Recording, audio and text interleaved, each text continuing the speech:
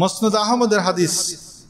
এই যে মানুষের স্বভাব চরিত্রের ভিন্নতা, শরীরের কালারের ভিন্নতা, এর রহস্য কি? মুসনাদ আহমদের হাদিসের মধ্যে আছে। নবী করিম সাল্লাল্লাহু আলাইহি ওয়াসাল্লাম ইরশাদ করেন, ইন্নাল্লাহা খালাকা আদামা মিন কাবদাতিন কাবদাহা মিন জামিউল আরদি ফাজাআ বানু আদামা কদরাল আরদি জাআ মিনহুমুল আবিয়াদু ওয়াল আহমারু ওয়াল আসওয়াদু ওয়া বাইনা যালিকা ওয়াল খাবিসু ওয়াত তাইয়্যিবু ওয়াস সাহলু ওয়াল হুজনু ওয়া বাইনা যালিক।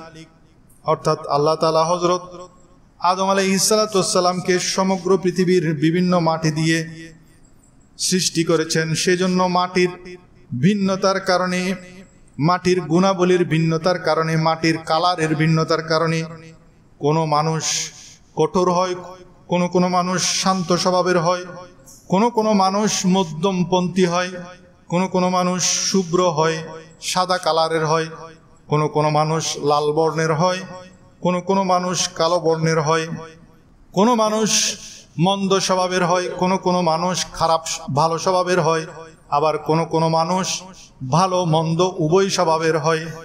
এটা মাটির ভিন্নতার কারণ।